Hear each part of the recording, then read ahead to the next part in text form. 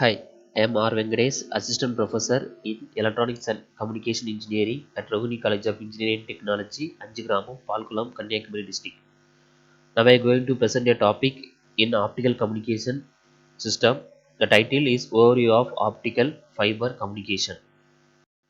After the completion of this topic, student will be able to explain the basic concept of optical communication system and he can explain the evolution of optical fiber. So introduction. So first you have to see communication. What is communication? Communication is broadly defined as the transfer of information from one point to another point. So we are transferring the information to source to destination. So in a communication system, it consists of three main parts. One is transmitter, channel, and the receiver.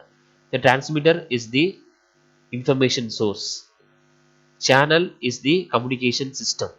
Receiver is the destination.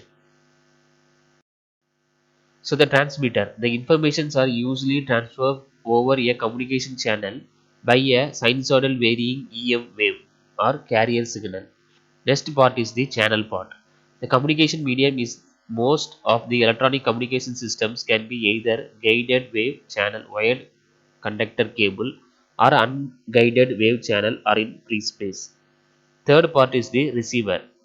By demodulation process, we can get back the original message information. So now we are going to see the fiber optic communication. What is fiber optic communication? So in communication, the communication medium is most electronic communication systems are either in wired conductor cables or in free space. But in recently, a new medium is growing in popular named as fiber optic cable. So via the fiber optic cable, we are transmitting our messages from one place to another place via light signal. So it deals with the study of propagation of light through a transparent dielectric waveguide. A fiber optic cable is essential, a light pipe that is used to carry a light beam from one place to another. A light is an electromagnetic signal like a radio wave. It can be modulated by an information signal and sent over a fiber optic cable. The frequency of the light is extremely high. It can accommodate wider bandwidth of the informations and thus extremely high data rates can be achieved with excellent reliability. So it used for data transmission from one point to another point. The fundamental equations of the fiber optics light signal propagation C is equal to V into lambda, where V is equal to different optical frequency and lambda is the wavelength. The optical frequency being at the order of 10 to the power 14 Hz and the optical fiber communication which operate at 800 nanometer to 1600 nanometer wavelength. Next, we are going to see the evolution of optical communication system. The evolution of optical communication system is categorized into three different windows. First operating window, second operating window, and third operating window. In the first operating window, the bit rates distance produced measure a transmission capacity of an optical fiber link.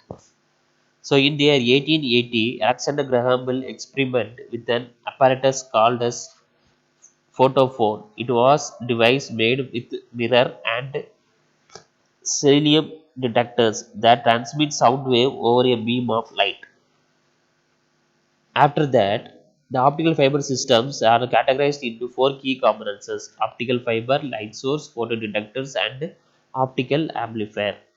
In the first generation, 800 to 900 nanometer wavelength links can be operated at around of 850 nanometer, which was the low loss transmission window or early silica fiber. This region referred as the first window.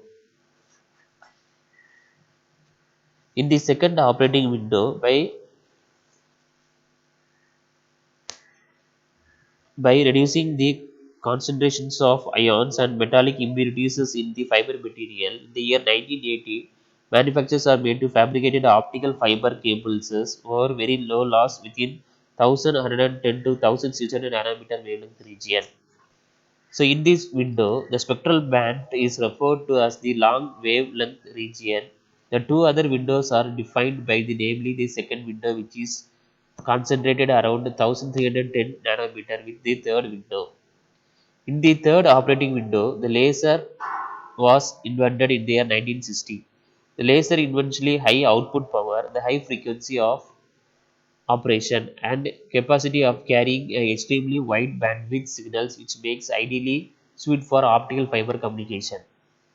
The development of the optical source and optical detector cables is in the third operating window,